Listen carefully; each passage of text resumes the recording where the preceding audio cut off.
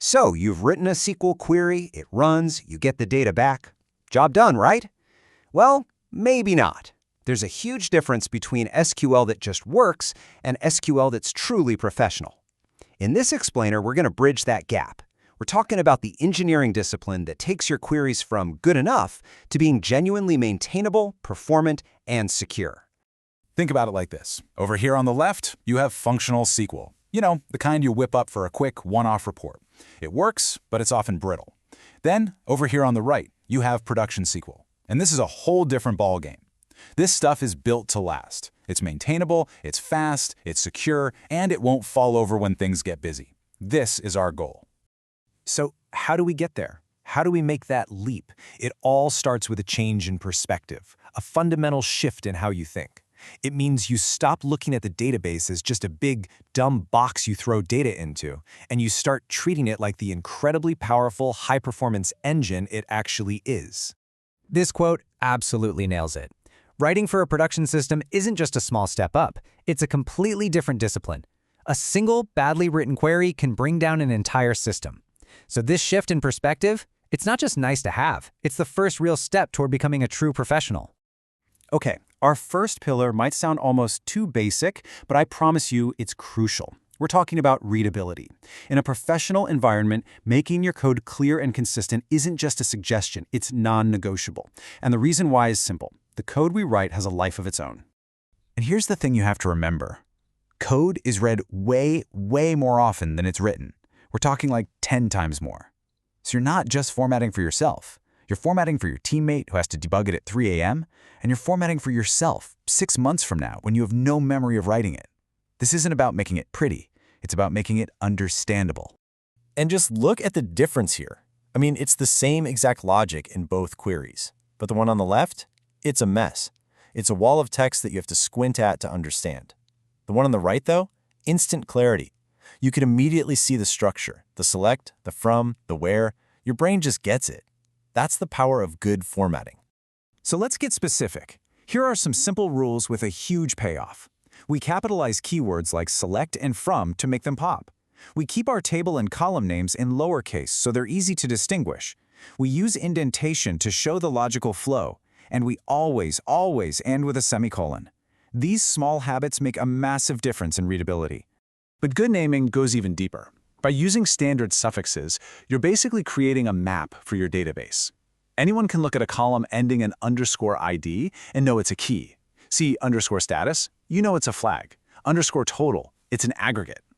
Suddenly, your schema starts to document itself, which is a game changer for new team members. Okay, on to our second pillar, performance. Writing fast SQL is all about learning to partner with the database optimizer. Seriously, think of the optimizer as a super smart GPS for your data.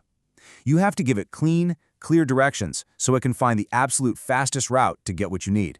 And the most important word in the performance dictionary is this one, searchability. It's a bit of a mouthful, but it just means search argument able. Basically, is your query written in a way that lets the database use an index? If it is, it's lightning fast. If it's not, the database has to do a full table scan, reading every single row. And on a big table, that's a performance nightmare. And here is a perfect classic example. On the left, we're applying the year function to the higher date column. By doing that, we've basically hidden the column's true value from the index. The optimizer just gives up. But on the right, we've isolated the column. We've defined a clear date range, and now the optimizer can use the index to jump directly to the data it needs. Big difference. All right, let's talk about the elephant in the room. I know we all use select star for a quick look at the data. It's so easy. But using it in production code, what's the real harm? Well, it turns out that this little convenience has some pretty serious and often hidden costs. First off, you get I/O bloat. You're pulling way more data off the disk than you actually need. Second, that unnecessary data floods the database cache, pushing out useful information. Third, you might be forcing the database to do extra work to look up data it could have gotten from a more efficient index. And finally, you make your app super fragile. Someone adds a column to the table, your code could break. The rule is simple. Just ask for the columns you need. Our third pillar is all about building a fortress around your data. We're talking about data integrity.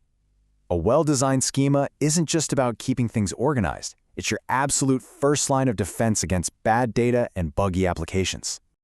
Now, at the core of schema design, there's this classic trade-off. On one side, you have normalization. This is where you minimize redundant data to make sure everything is consistent, which is perfect for transactional systems where you're constantly writing and updating.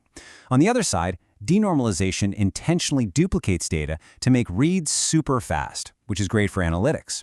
Knowing which tool to use for the job is absolutely key. And we can't talk integrity without talking security. A SQL injection attack is one of the oldest tricks in the book, and it's terrifyingly simple. The attacker just types malicious SQL into a web form, your application carelessly stitches that text into a query, and boom, the database runs the attacker's command. So how do you stop it? Thankfully, the defense is just as straightforward: parameterized queries.